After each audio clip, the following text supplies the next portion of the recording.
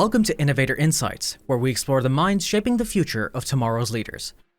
In this episode, Scott sits down with Antoinette King, cybersecurity veteran, founder of Credo Cyber Consulting, and Amazon best-selling author of The Digital Citizen's Guide to Cybersecurity.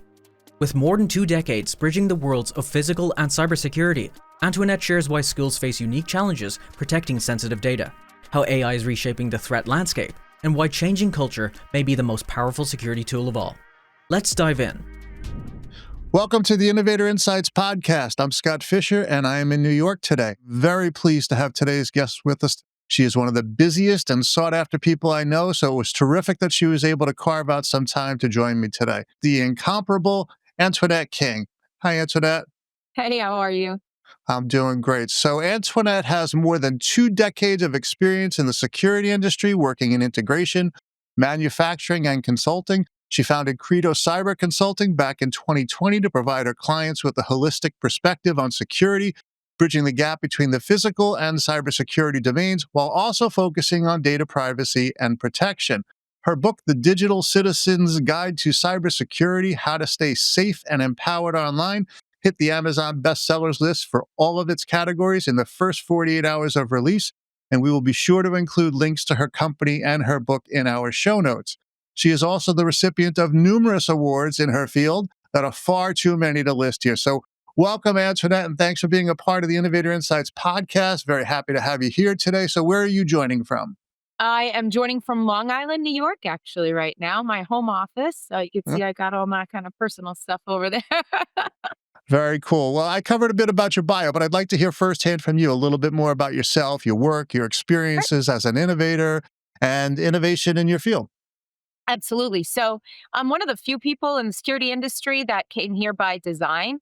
I started in physical security. I actually went to school on Long Island at SUNY Farmingdale for the bachelor program managing security systems. So when I went for that program many, many moons ago, things were still analog in the physical security world, but we were right on the cusp of starting to dabble in network-based security. So the department chair suggested that I go for some computer background. So I went for my Microsoft Certified Systems Engineer certification back then, as well as when Windows NT was the operating system.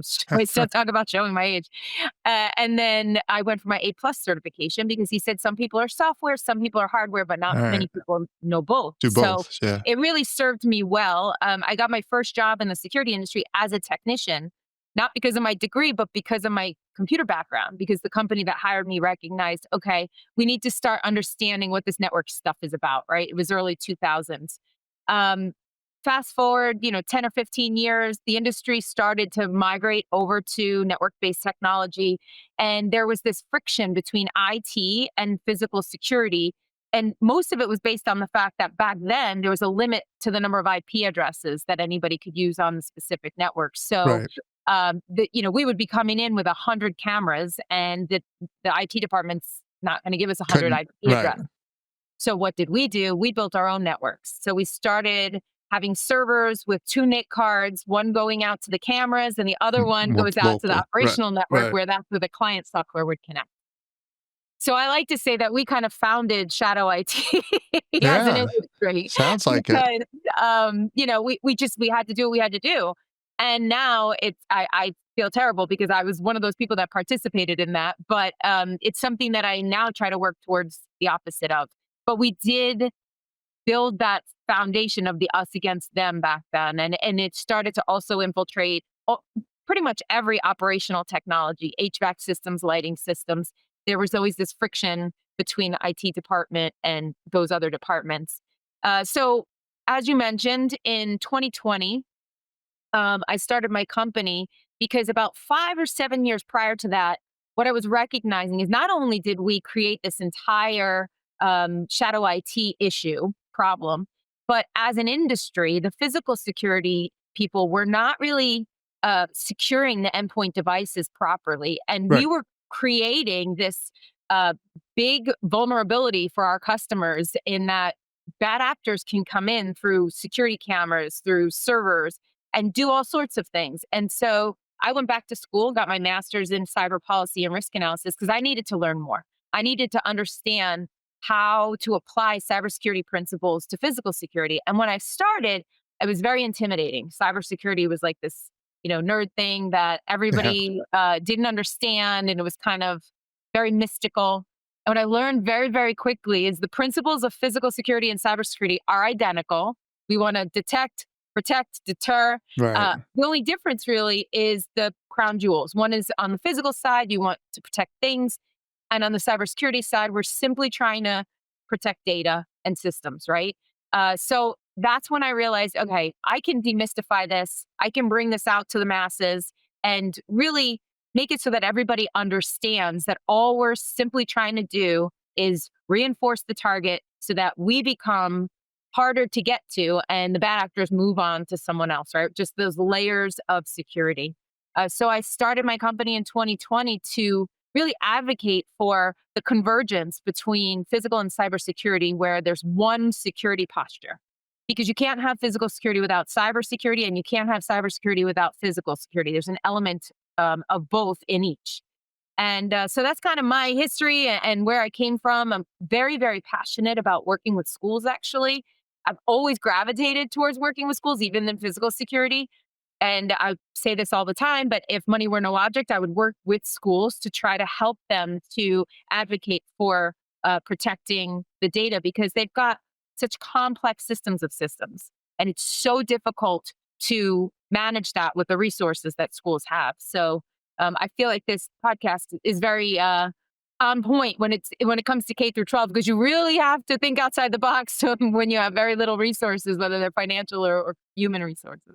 Yeah, I mean, we both know the limits of the financial resources when it comes to schools, but I don't think many people realize just how complicated the school system is, and I say system like as singular, but really it's comprised of multiple interrelated systems that all rely very heavily upon one another. And I think as all of those systems have now moved to being cloud based, or even if they're housed locally, they've moved to being online, if you will, or digital. That security and that protection of data is even more important than ever before when it comes to schools. And I don't think people that don't work in schools recognize how significant of a challenge and how important that is. Yeah, and when you tie that in with the fact that a school's mission is to educate students, Hmm. security, whether it's cybersecurity or physical security, is very new to schools. And so when your mission is to educate and you want to have access and equity and technology and all of these things, sometimes it gets lost in the sauce when it comes to data privacy and cybersecurity and vendor management and supply chain management. You don't have those kinds of very specific skill sets often in schools Right. for people to actually even know. You don't know what you don't know that they're even supposed to be looking for these things. Yeah, it's very different now that things are digital in nature in schools because administration, support, clerical staff, and certainly teachers. That's a new thing for them in having to think through all the things that you just mentioned, because everything used to be done on paper and was contained within. So the secure nature of it was simply filing it properly and limiting access to the physical document, or if you will. But yeah, that's all changed, and it's very hard because I mean, from the back end of the systems administration of an IT department in a school, you know, you want to make sure everything is secure and tight. You also want to make sure everything's working properly, but you also don't want to limit the creativity and the functionality of especially the teachers. I mean, not anybody, but most importantly, you don't want to inhibit their ability to provide the level of instruction that they're used to providing. So that's a change for everybody in that environment. Absolutely. And it makes with COVID and when we transition to remote education, the advancements in educational technology or ed tech just skyrocketed, right? Now everybody's got a tool for something, everything's online. My kids are 19 and 21, but they were on that tail end of books and backpacks, right? By the time my youngest graduated high school, there were zero textbooks. It was Chromebooks only. And so when you are 100% now reliant on technology to deliver the service that you need to deliver, that is a huge challenge for not only the IT department, but the administration to make sure that people are protected, students' information and staff's information are protected, and that the technology is being used in an ethical way. Yeah, yeah. I mean, I was still in the schools at that point, and I mean, we went from 0 to 100 overnight, Yeah, in terms of remote learning is something we'd always talked about, and it had been theorized and it had been tested and tried on a limited basis. But to suddenly be faced with having to do it real time for everybody all at once, and how to educate the administration, the support people, the teachers themselves, the students, and also the families that were going to be supporting the students while they were at home.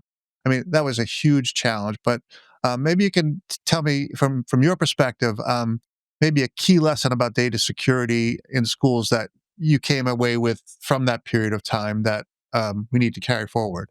absolutely. So the one thing that I am always fascinated by is how all of the systems, as you mentioned earlier, integrate with one another. Sure. Where they have a single source of truth, right? Some sort of student information system that then feeds all of these other technologies. Whether it's the math program or something in the business official's office, right? All of that information comes usually from this single source of data. What people don't realize is that, okay, yes, we can protect our student information system, but if you're not applying those same security controls to the other systems that are connecting back to it, you could be opening yourself up for a lot of risk. And so, as I work with districts on building out robust cybersecurity programs, the first thing that we do is really identify where are all of your data, your critical and sensitive data sets stored, used, and managed, and then how do we apply those security controls across all of them? And it's challenging because most of them are now cloud based, so you're at the mercy of whatever technology that those systems allow. If they're compliant with multi-factor authentication or not, right? Which is one of the most important things in securing data these days. Um, but really, just people understanding how these data sets are ebbing and flowing and sharing information, those connections, those APIs are truly the vulnerability. If they are not met with the right security controls, that's where the bad actors can come in and cause havoc. For me, the lesson is understanding where all the critical data sets are, having conversations with every department. I'm working a lot in K 12 right now, a little off topic, but kind of adjacent with business continuity planning. That's where I was just going to go. That's funny you mentioned that because all of those things you mentioned, um, administrators in schools who maybe were not aware that these things even existed before, or all the things you just mentioned, how intermingled they are, and how reliant upon one another they are, and how important it is to secure all of those different pieces. So, yeah, please go ahead. Yeah. So business continuity planning, for whatever reason, especially in New York State, seems to fall onto the IT department, which that's the last department that should be involved. It has Disaster a plug, recovery, incident response, but business continuity is a business responsibility, right? So right? that's really a business official or superintendent or assistant superintendent's responsibility. So as I'm working with districts through this process of business continuity, we do a business impact analysis on all of the departments to understand, hey, what systems are you using? What's important to you? If we had a disruption of the facility, what do you need to get up and running to do your job?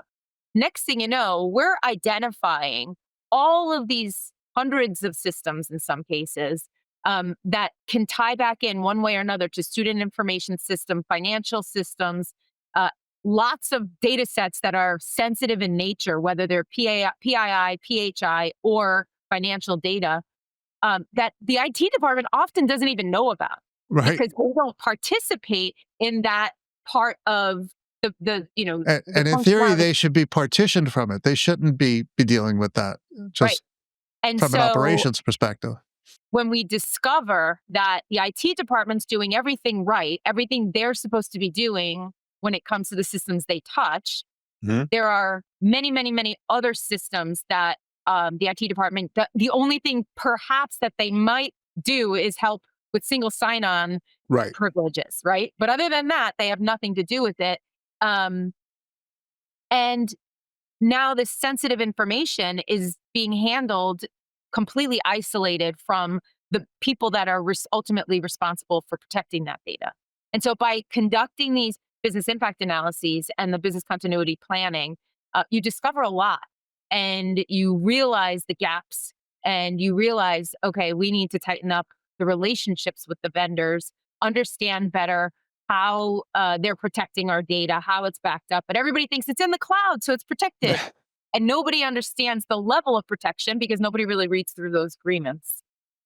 I saw a T-shirt once, or something online. I forget which it was. It said, "There is no such thing as a cloud. It's just somebody else's Yeah. computer." And that's what everybody needs to remember is, just because it's in the cloud, like you said, it doesn't mean it's automatically safe and secure. I mean, some of the bigger companies, obviously the Googles of the world, and things, they take extraordinary steps, but even they are not 100%. No one is. So it's important to have multiple checks and balances to try to make sure things that are secure. But as you were talking about school administration and the business continuity plan, so let's say you have a school administrator brand new to all of this. Okay, Mhm.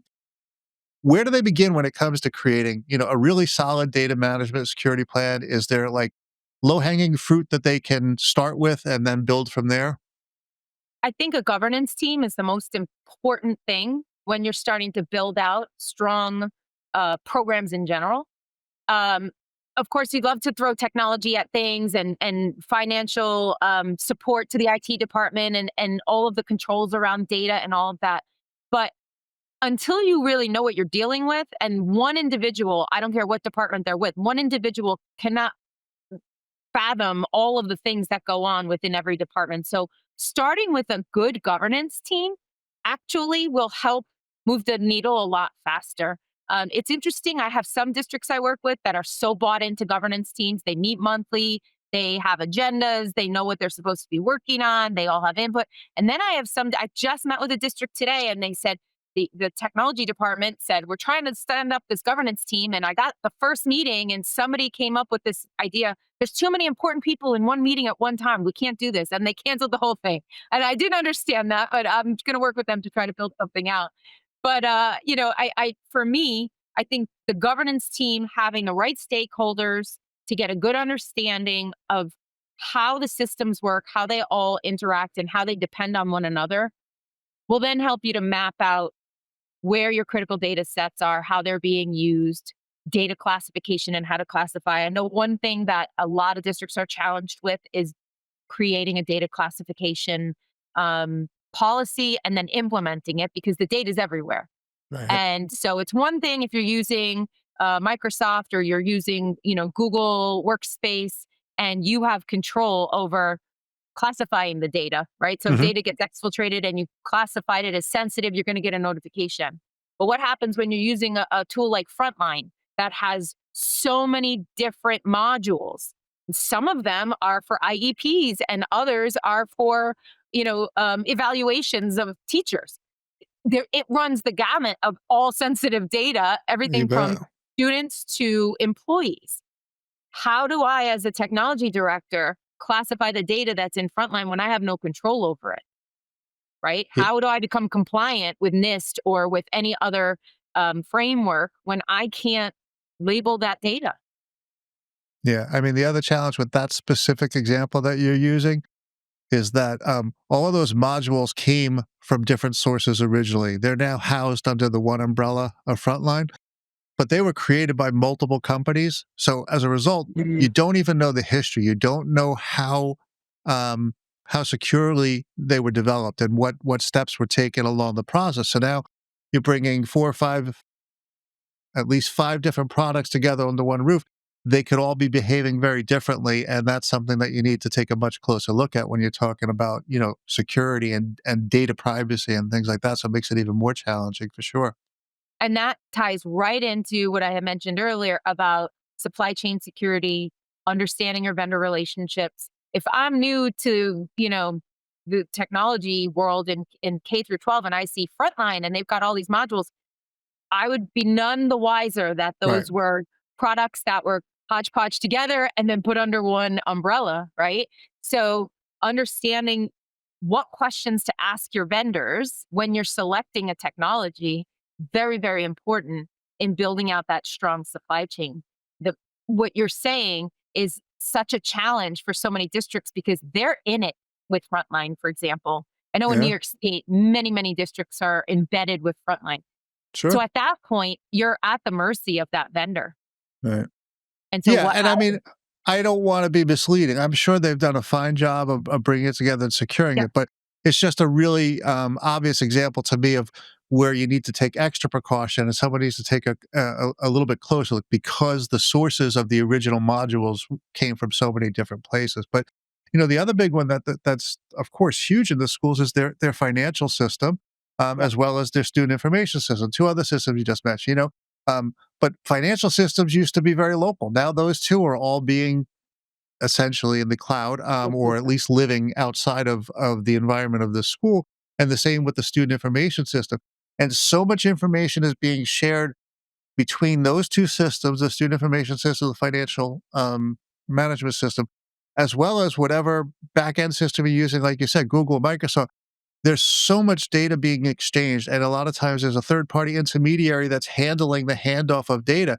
It's very daunting. I mean, it really is. I mean, this is, we talk about collaboration. There has to be lots and lots of collaboration on all levels in order for these things to work well together and to be secure as we want them to be. and there's zero regulation and there's really zero support in terms of best practices for Right. schools. So everybody is like every man for himself at that point. But that's where someone like you comes along, okay? And this I mean, you couldn't have segued better if you tried. This is where we talk about innovation because it takes people like you who are looking at this from the outside and going, um, either A, we've never done it, so we need to do it for the first time, or B, we've done it, but we've done it poorly, or we haven't done it as thoroughly as we should. So it takes someone like you to be innovative and to build that collaboration between all the partners and all the players that have to work to make this successful. So that's why it's very important that we have people like you and the company that you're with that's doing this type of work.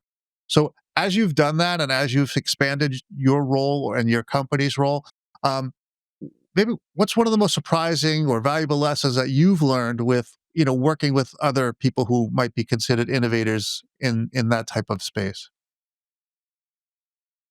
The cybersecurity data privacy issues are ubiquitous. It Right. doesn't matter what industry you're in. I find that I'm seeing the same exact challenges, whether it's a Fortune 500, a school, a police department, it's or nonprofit. It seems like everyone has the same issues. And so you would think that, okay, if everybody's having the same challenges, we can collectively come up with solutions for those challenges. But it's almost a paralysis by analysis Right. situation where the expectation is we have to throw millions of dollars towards the security of things. Security is never, well, we don't see security as a revenue generator, right? It's usually a revenue suck. So that means that we have to invest money in it and we're not going to get anything out of it. Right.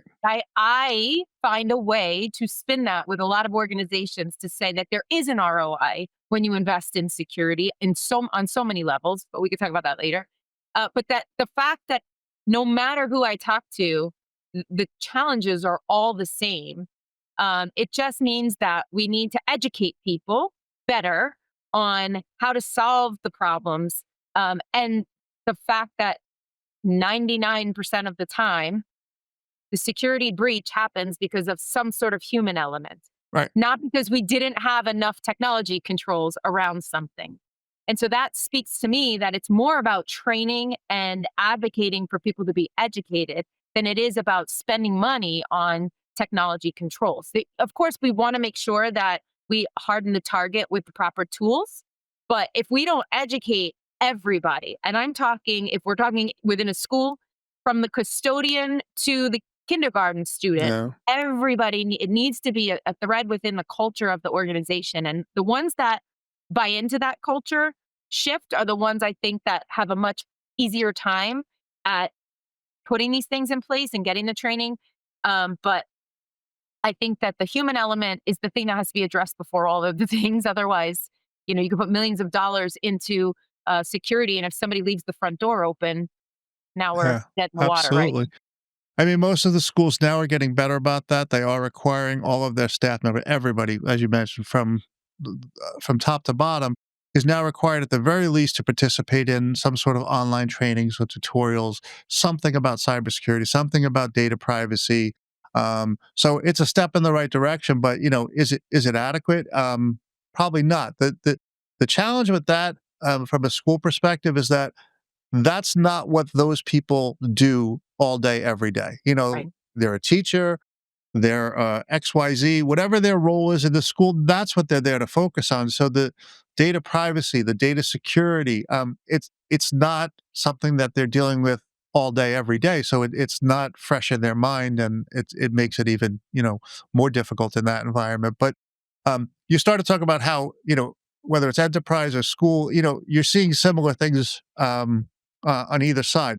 So let's take a look at enterprise now. And, when we start talking about the chief information security officer, which I guess is a relatively new title that's been added. I mean, we've always had, chief information officer, chief technology, but now I think the titles are being very specific about this person's task is security. And when we're talking about security, we're not talking physical, we're Right. talking about data and so forth. So how has that role gone from where it started out as just simply being, a gatekeeper to maybe more strategic, where they're an innovative business partner for someone like yourself that you have to work with now? Yeah. So I'm working on a project right now, and one of the things that we're talking about within that project, and maybe we'll talk about that later too, is the changing roles within K-12 are starting to mirror the changing roles that are in enterprise commercial industry, because the problems are ubiquitous, right? So, Chief Information Security Officer is unique in that someone who is responsible for infrastructure, like a technology director or a CIO, their focus is to make sure that the data is getting from point A to point B, the infrastructure is working, and that the data is available to the people who need it when they need it, right? They're Right. not necessarily trained in the security side of things. A lot of those certifications and even information security or information technology degree programs never really touched, maybe they dabbled in security, but it wasn't a huge focus around what they do. So that information security officer, the chief information security officer, really their focus is to ensure that the controls are around the data sets, right? Making sure that they are the liaison between the business operations of the organization and maintaining the security and understanding that balance between the two. I said earlier that I try to advocate that there is an ROI for investment in, first of all, the human resources like a CISO, but also in investing in security. And that's this. If I am able to functionally go in and ensure that my organization is protecting the data that we're managing, whether it's customer data or student data, that's going to make me a more secure part of this person or individual's ecosystem, whether they're the customer or they're the student. And this is K-12, this is higher education, this is retail or some other supplier of a service. If Right. I'm able to confidently go in and say, you know what, security, physical and cyber is the core, one of the core ethos of our business, right? It's part of the fabric of how we do things. Someone's going to want to work with you more than if you ask those questions to another vendor and they have no idea what you're talking about, Right. right? So there is an intrinsic value to having security as part of the culture of your organization. I know with my own son, when he was going to colleges and trying to figure out where he wanted to go, the physical security of that campus was very important to me. Do they have gated security? Do they have to show their IDs? Can somebody just walk in on campus? It's the same thing now on the data privacy side of things and data security side of things. How's my data being protected? I think consumers are becoming more and more educated around these because there's been so many data breaches, right? And so Right. many notifications coming in the mail. They're becoming more and more educated about how their data is being used and stored and maintained. So having a role like a chief information security officer is important because you're going to, if you implement the right controls and you do the right trainings and all these things, you're going to transfer some of that risk away from the organization and mitigate some of that risk.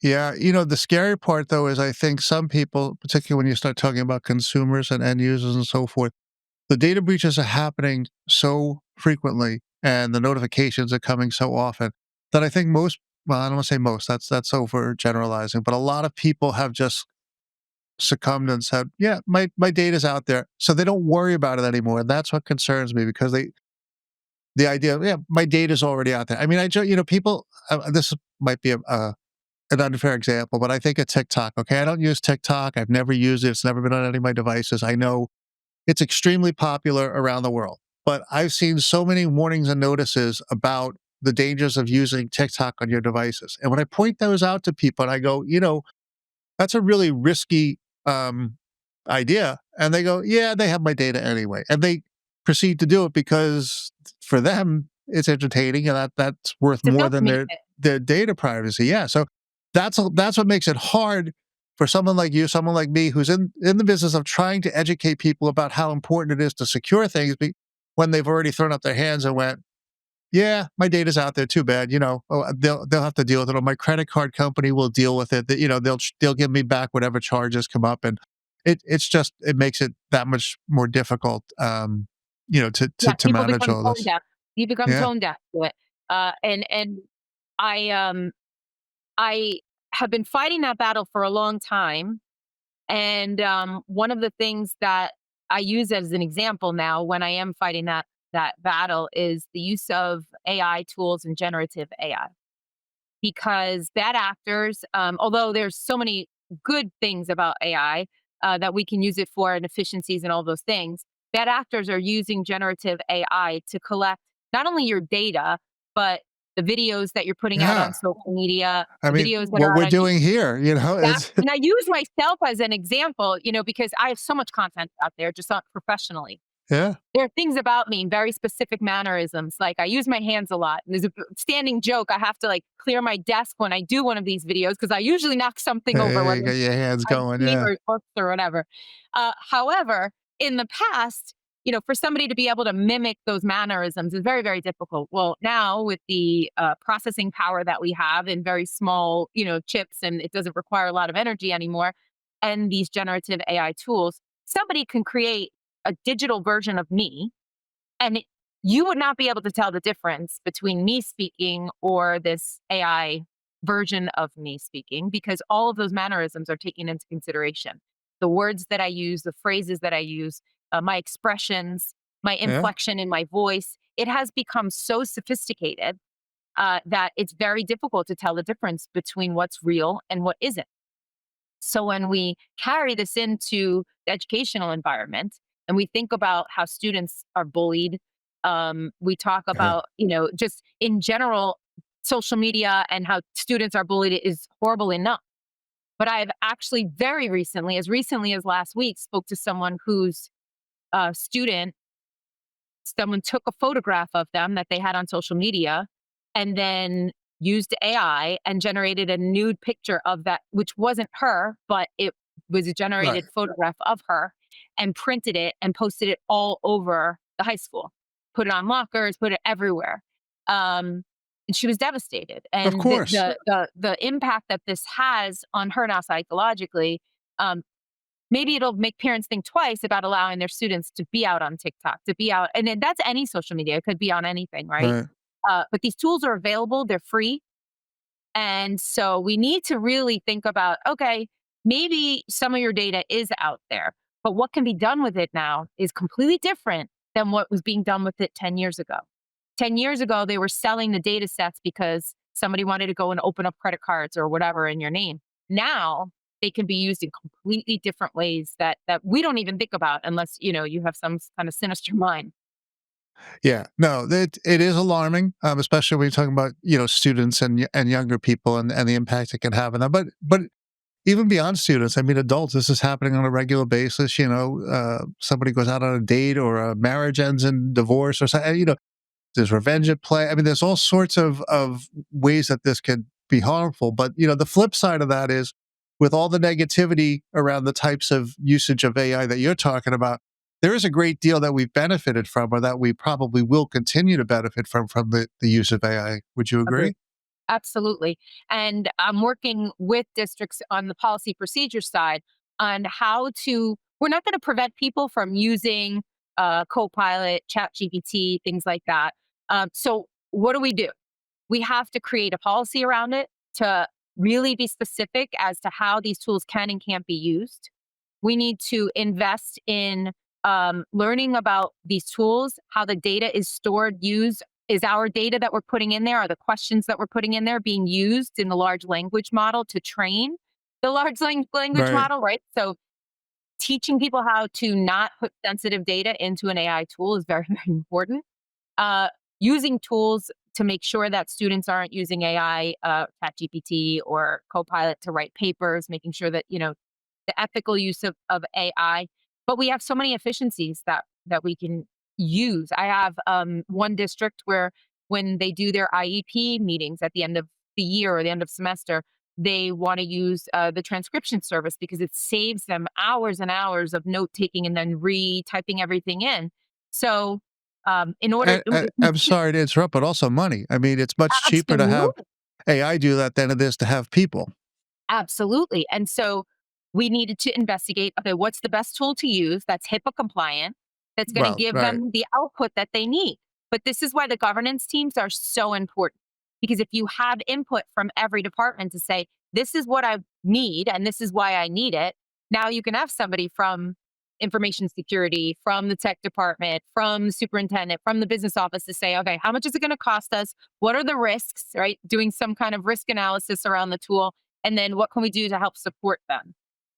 So I think that there are tremendous growths in ed tech and AI, use of AI. We've even gotten tools that can do custom education based on the students' needs. So Mhm. it's adaptive learning technology. So as they're answering questions, the ones that they get right, they're not going to focus on. The ones that they get wrong, they're going to spend more time on. I think that that's a really great use of AI as well, giving each student an individualized lesson plan that it's just impossible to do when you have 30 kids in a class.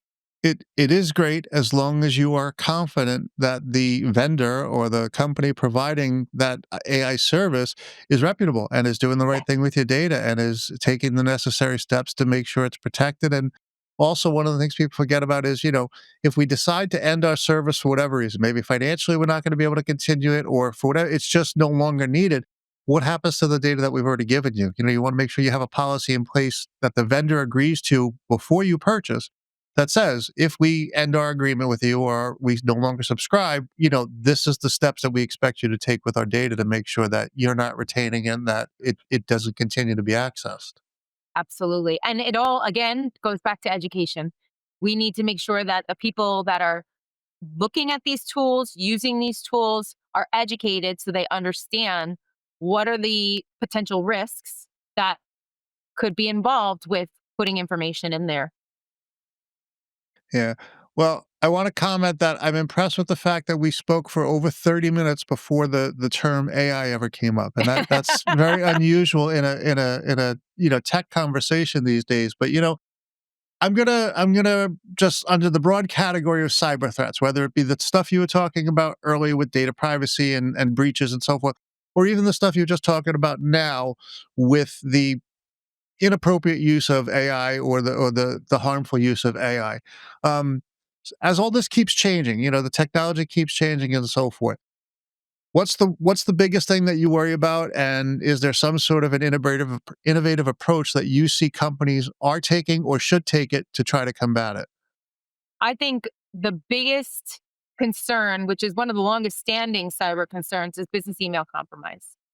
I think it is such a sophisticated attack these days. It's no longer, misspelled words or some kind of punctuation thing, or even an email address when you hit the drop down and it's some weird LABCD at Mm. something something dot ru.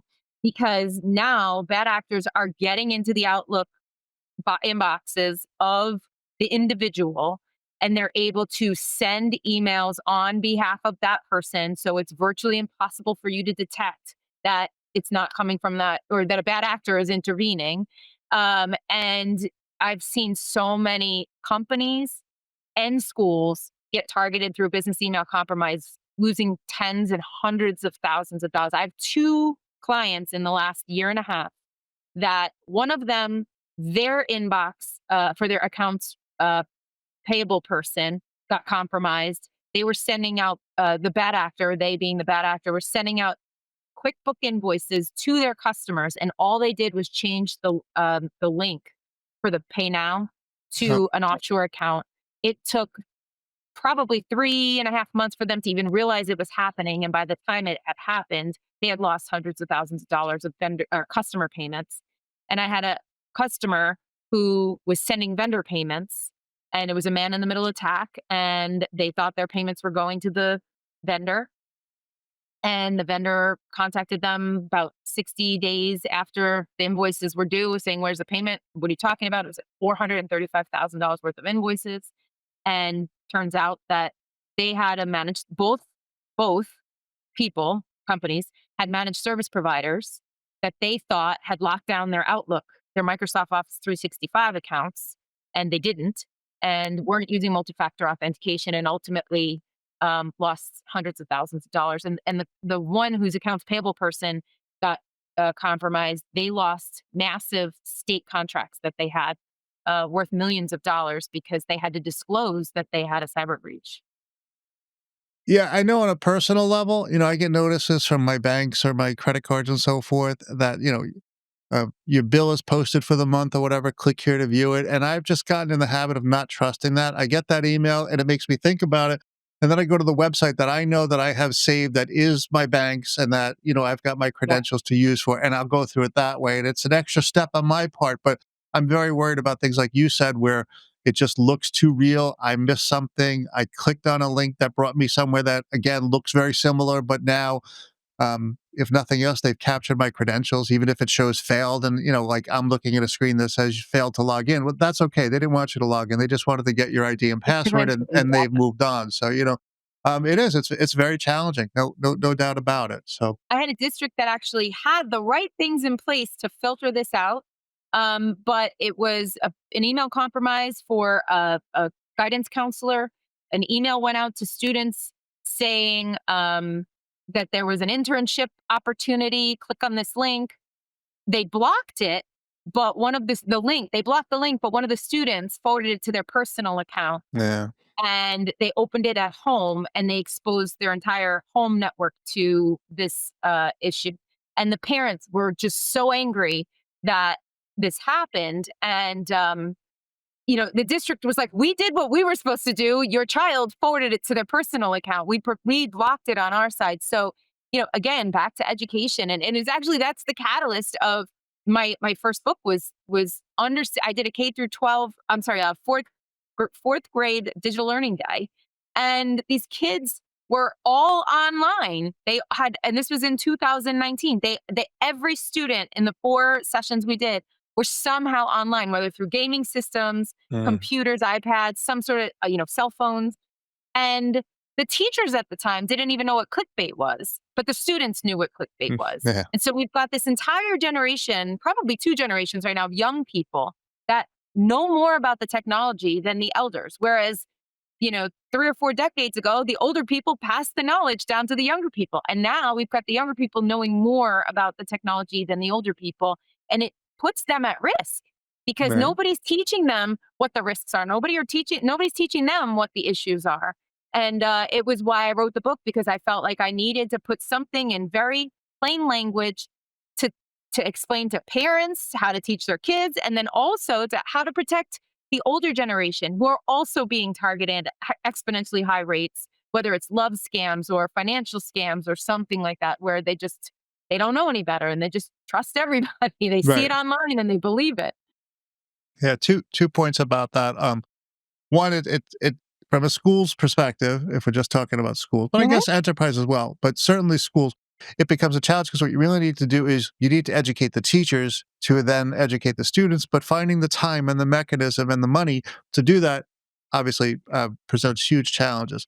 The second note about your book in particular, I'm just going to go on record here. I'm not going to name names, but a certain someone that we both know was supposed to give me a copy of that book about a year ago, and it still hasn't. He still hasn't made it. No, no. I understand that you gave. No, you gave one to somebody else to give to me, if I'm not mistaken, correct? And I Yeah, just never got it yet. So we'll have to I, deal with him I'll get it. separately. But and before we go, I want to talk because I know you have another book that you're working on too. So I want to talk about that. But I have two other questions I want to get to before we Yeah. jump to that. Okay. So just overall, looking back at your career, any advice that you would give someone who wants to be an innovator in this cybersecurity industry, and maybe especially women or underrepresented groups that obviously are the minority in that area. Yeah. So being a woman in security does definitely have its challenges, but I think that our brains work a little bit differently in solving problems and in communication. So one of the things that I actually think is easy for me is to help bridge the gap through communication between different departments that often will have friction, because I think some of those softer skills are more natural to women. So what I always tell people is play on your strengths and don't be intimidated. I didn't know that it was weird for a woman to be a technician in security until I got on a job site and like somebody pointed it out to me. I never didn't do it because I thought, oh, girls don't carry Right. ladders and have their own tool belts, right? It just wasn't a thing in my head. It was just something that I was excited to do. So I always try to open the doors for young people. That digital learning day that I did with those fourth and fifth graders, I had so many little girls like come up to me and give me a hug, and they're like, "This is so cool." And I felt like, okay, they just saw somebody that looks like them Yeah, that's doing this. absolutely. So exposing, especially young girls at a young age, to technology and STEM, I think is really, really important. And then making sure that we don't pigeonhole people into careers because that's what they're supposed to do. Right. But cybersecurity is an interesting one. I get a lot of young people, people who know somebody who went into cybersecurity and now they've graduated and they can't get a job. Really? And there's a huge talent gap that we are seeing in cybersecurity, but a lot of organizations put on their job requirements 5 years of experience. So how Yeah. do you get How do you 5 years get? of Yeah, yeah. experience if the student can't get a job? And so I think that we need to actually look at the reverse. We need to look at the people who are looking for the talent to find a way to attract the young talent and then provide on the job training to get them to the skill set that they need. As I always am a huge proponent of, if someone's a culture fit to an organization, we can teach the skills later. Uh-huh. And so organizations need to, I don't want to say lower standards, but lower expectations, because there are a lot of young people who are graduating with cybersecurity degrees that can't get work because they don't have the experience. The other challenge in cybersecurity in particular is it is a huge spectrum of skill sets. You have everything from ethical hackers and pen testers to someone like me who's more policy procedure and it's kind of that soft skill type stuff. I'm a little bit in between, but the skill set is so vast that either we've got the people who understand and know the code, or the people who want to put the controls around it to protect it. So it's very difficult for young people to find something that's specific to their skill set. So if you're going to try to get into cybersecurity, you need to have an idea of, okay, if I go into this program, what are the jobs that I could get if I go into that program? And I think that's the key, is to understand, is the school going to provide me with job opportunities and internships? Is this something I'm even going to enjoy doing? So a lot of Right. people go into coding and then they realize I'm not really interested. Right. And the other challenge is AI is taking over a lot of the roles that That's what I people was just originally. going to ask you. Do you think that's having an impact on the job Yes. market? That just sheer numbers, we don't need as many people to do the tasks that they used to do. Yeah, and that's scary to me because, again, going back to the integrity of AI is only spitting out what it sees on the internet. Hmm. So when you start talking about, when you do a Google search, for example, and you get sponsored links at the top, Google, first of all, those are pay to play, right? So Google right away is going to weight those people much higher because they're paying to be at the top of the search. Right. But then other people who do organic search engine optimization and they're staying on top of that, their websites and their content are also weighted higher because Google has their algorithm. Well, ChatGPT and Copilot, they're just looking for the data sets that are already out there that they see the most, and then they're aggregating it and bringing it together. So it's garbage in, garbage out is the way I look at it. Absolutely. So if we're sitting here relying on AI tools to perform jobs that humans would perform, in some ways, it's great because it makes us more efficient. But if you don't have a person fact checking the information that's being pulled from this tool, we could be at a grave detriment, especially when it comes to writing code and building programs, software development, and things like that. Yeah, I just hope companies aren't short-sighted because from my perspective, I would think there needs to be a big investment in people that are capable, not even on the back end, but just on the front end of writing prompts and making sure that the results you get are Yeah. reliable. The 80/20 rule relies on 20. You have to have a person who's there to physically do this. So I'm hoping that with other, as is the case with other technologies, that yes, people were pushed out of work or pushed out of jobs that they've had for years because of a newer technology. I'm hopeful that it's just a redirection, that, the jobs will be there. They'll just be different jobs. And the challenge is the process of going through school, a formal school, is very long. And the Yeah. technology changes so rapidly that by the time these young people have graduated with a degree in XYZ or whatever, that technology is no longer in use. I mean, you mentioned coding before. My God, what was it, 5 years ago when everybody under the sun was encouraging every student from grade 3 on to become a coder and day of coding and do I turned around last week. Yeah, don't bother coding anymore. AI is going to handle all that for you. Okay, that's progress. But we have people that we were just preparing to do a job that doesn't exist anymore. So how do we? And this is just I'm asking. Yeah. I don't expect you to have the answer. But how do we adapt in a more timely manner to the market needs as educators, as people that are in the field, to make sure that we're staying current and that the people we're bringing on are qualified to do not the jobs that are here today, but the jobs that are going to be here next year or 5 years down the road when we can't see 5 years down the road. I It's agree. And I always encourage young people to get some sort of education, but I'm a huge fan of technical schools. yeah, I think, and this is probably controversial, but I'm just going to throw it out there. It's my opinion. It's not a fact. It's my opinion. I think that higher education institutions right now are just a big business as any other big business. And they're out there to get people's money. My son graduated from a very prestigious college, but he got a full scholarship from the Air Force. And he had told me time and time again that if I had to pay $100,000 a year for this education, I would be devastated because the quality of what's coming out of the professors is just very little. They're yeah, canceling classes, they don't show up, or ask a question, they tell you to Google it. huh, He just was absolutely beside himself, right? So I am a huge advocate for technical schools. I think if a young person knows the industry that they want to go in, whether it's technology or welding or electrical or whatever, I think that going for that specific skill is far more um, equitable for them than it is for, to go to college and have to take 4 years worth of classes at, $80,000 a yeah, year. And like you said, come out with a degree that potentially could be outdated. yeah. There needs to be a change. I don't know how to make it happen. I mean, I I know agree. the issues, but I think it needs to happen at a higher level. I mean, I think I would think that for, let's say, a state or even a federal government to implement a program that provides the training you're talking about at no cost to the students there has to be a really good return on investment on that for the country or the state, right? I mean, so why that can't be just built in as part, we do public education K-12. Why not do public education K-12 plus two or whatever it Well, is I'll tell to, you, I'm a huge, huge fan of the career technicals. So let's just stick with New York State for now. We've got the BOCES programs. They yeah, have CTE. Both of my sons went through the CTE program. One of them got his welding certificate. The other one got his pilot's license. And that's part of our education system. I didn't as pay any my son extra. did too. He went through and got his pilot's light. That's where he went.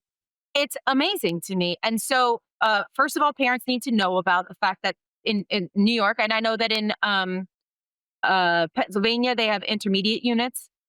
Most states have some sort of program that provides those classes. When I was a kid, it was frowned upon to go to the BOCES Well, that's programs. just it. There was a stigma associated with that. that the students that went there because they couldn't cut it in the traditional learning environment. And that's just so unfortunate that that's the label, or that's the light that people see it on, because the things we're talking about, there's so many opportunities there that are being missed out on because kids don't want to get that label, or their parents, even more importantly, I think don't it's, want, yeah, the parents. you know? I think it's the And I mean, parents for sure. if you think about those vocational educational type places we're talking about that are, forget tech, they're teaching, well, it's everything's tied to tech now, of course, but I'm talking more traditional, plumbing, electrical, HVAC. Those are skills that are not going to be replaced very easily by AI. You still Oh, need someone absolutely. physically to do that job. So those are the jobs that are actually safe, and those are the ones that are going to probably have the greatest longevity in the long run. But all right, let's bring it back to what we're talking, because we got a little bit off track there. That's fine, because I love talking about it, and I think it's really important what we're talking about. But I just want to circle back a little bit. We'll wrap up with this. Maybe one big thing you hope to see change in the world of data security and privacy, let's say the next 5 years, and how does that impact Credo Cyber? And what is that going to look like for you guys as an innovative force? So what I hope is that there is a fundamental culture shift Hmm. in people in general, to not have that let's say fair attitude of, my data is out there anyway. What am I going to do? I see it in organizations all the time. I'm a small business. What is a bad actor going to do with my data? What do they care? How much is it worth? Well, what people don't realize is that the bad actors don't necessarily see the value in the data to them. They see the value in the data to you. And that's how they make their money.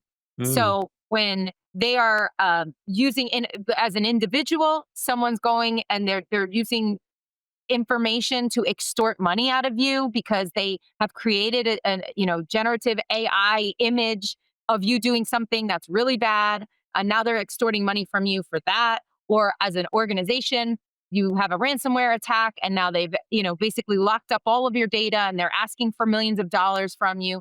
That's where the value is to them. They don't care about the actual data anymore. But in schools, they do care about the data because it's minors. The miner's data is Hmm. valuable because it's untouched. It hasn't been breached in most cases. So in the education field, I just want to make sure that not only the administrative and the technology people, but the educators start to really buy into the fact that they are part of the solution as well. So I'm just hoping for more of a culture shift, rather than people just throwing up their hands saying, "Oh well, my data was breached at the Social Security Administration. So what am I supposed to do now? It is what it is." I think that people need to take more control and ownership of protecting themselves. So with all that having been said, where do you see Credo Cyber going, and what direction do you see yourself proceeding over the next couple of years and being a part of that? I like to work with organizations to do assessments. I think it's the most important thing for any organization to do, whether it's a commercial industry, a school, nonprofit, is, let's see where we're at. What's our baseline? Right. We don't know what we don't know. We pick up any of the frameworks, there's so many of them available, and we sit there and say, okay, this is where we're at. And whether it's good, bad, or indifferent, we want to see it all. And now we're going to create a program around it. And having the step by step fundamental program to look to, a plan of action and milestones, my favorite thing to do, because I can say, okay, there's 50 things on this list that we have to get done. But what are the 5 things we can do that'll have the biggest impact on improving security within the organization? And I Hmm. think that, again, when it comes to cybersecurity, people automatically believe they have to spend millions of dollars in technology controls. They've got to hire a whole team of people. And often it's not that. Often it's, let's enforce multi factor authentication and make sure that people have a third thing to log in. Maybe use a password manager so that everybody has unique passwords for everything. It could be very simple tools. And when I speak to people in that way, all of a sudden they're way more open to building a program.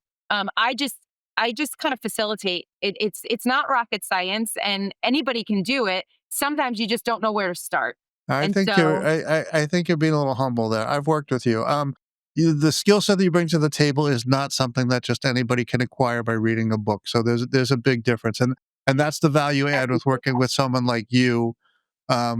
because you're able to take the information that you know and make it easily understandable to people that aren't as familiar with it. So that's I really appreciate that. important.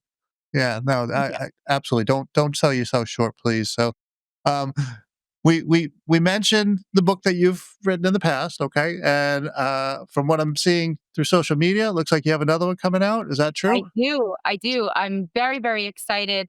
I'm partnering with actually a data privacy officer, Michelle Krieger. She's based in the Buffalo area, Western New York. And we have created, we're in the very final stages of editing a book specific to tech directors and to the new roles in education around technology. And so we're very, very excited about providing this. It's a guide. It's more of a very similar as my first book. I wanted it to be a resource with actionable things in each chapter and things you can Hmm. do. And we've kind of followed and mirrored that same format, but specific to the changing landscape in education technology, the changing roles in education technology, and really this thought process around um, security professionals in education. So we're very, very excited about it. We're the planned release date is October, of Okay. course, in honor of Cybersecurity Awareness Month. Right. Perfect But timing. there is a yeah, and so what I'm excited about with this project is there's so much that Michelle brings to the table as a practitioner in education. She is one of the very few DPOs specifically. That's her only job within her district is to That's be a data. unusual. It is very unusual, and so she can 100% focus on that. And one of the challenges for the DPOs in New York State in particular is somebody got tapped on the shoulder to say, "Tag, you're it. You're now the DPO," and they have other roles that they have to Yeah. do.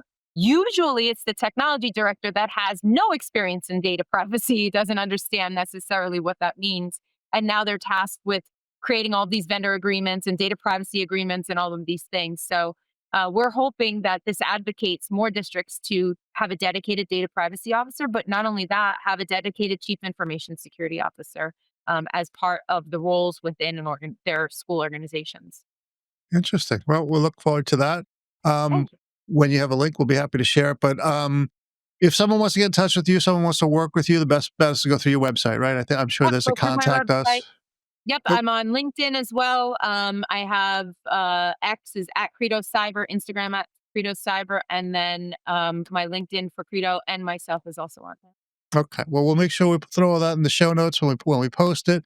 Is there anything else you have looking forward that you want to talk about that you're working on, No, or? no. I mean, the book is kind of the big project at I'm this sure it point. is. It's probably quite overwhelming.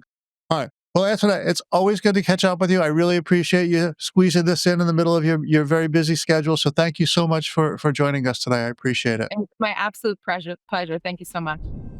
That's a wrap on this episode of Innovator Insights. A huge thanks to Antoinette King for sharing her expertise on bridging physical and cybersecurity, building governance in schools, and creating a culture that values data protection. If you enjoyed today's conversation, visit innovatorinsights.io for more episodes and to subscribe to our mailing list for the latest in technology and innovation.